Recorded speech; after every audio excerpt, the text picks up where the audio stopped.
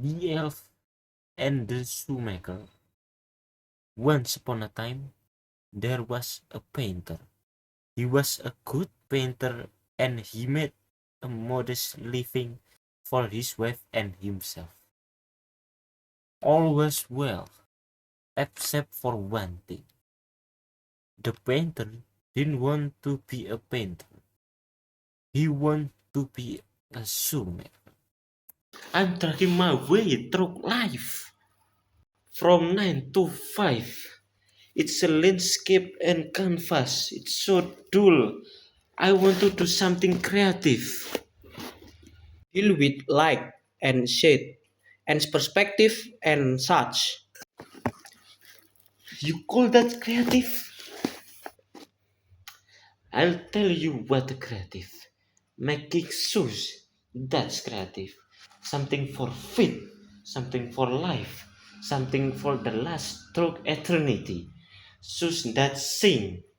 But just then, the clock struck 9. Time for work. The painter shuffled off to the nearest still life, and with a sigh began dabbling and swirling the canvas. I wish I were a shoemaker. I wish I were a shoemaker.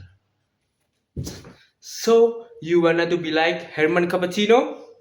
Who are you? And who is Herman Cappuccino? No explain who I am. But the Herman Cappuccino is the greatest shoemaker. When Napoleon stormed through Russia, whose shoes was he wearing? That's Herman Cappuccino. Oh, that's who Herman Cappuccino. How can I be famous shoemaker like Herman Cappuccino? It ain't easy. You gotta suffer. You gotta spend time on the left bank of Paris. You gotta study. That night, the painter told his wife of his plan.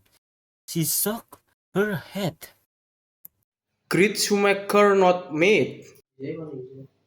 No, anyone can paint. I won't sit in cafes and discuss about exhibition, make lovers in the garret, and above all, suffer.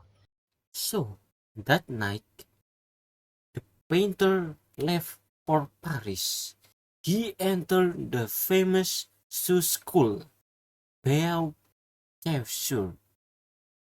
and under the tutelage of the famous, if unwashed Professor Jean-Claude Lausmarchauer, he learned all there was to know about shoemaking.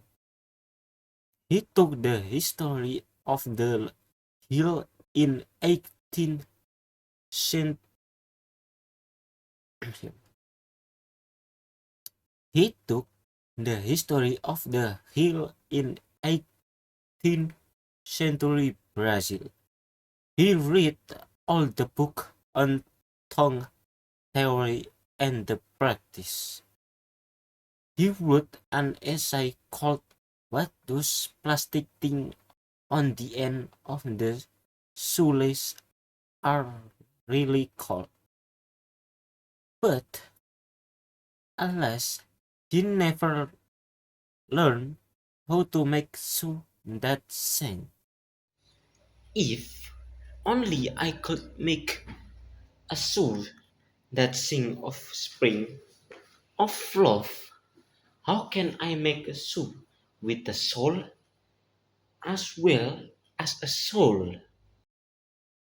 Thank you. Thank you very much.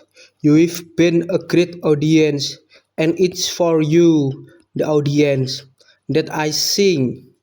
Your appreciation is what? Now that is truly shoe with a soul. I must have that shoe. Hey, hey, what are you doing? I just want to know where you put your shoes. I got them in Elfville. Elfville?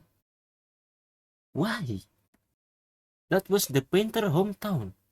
He had been suffering around Europe when he could be home. making shoes that sing.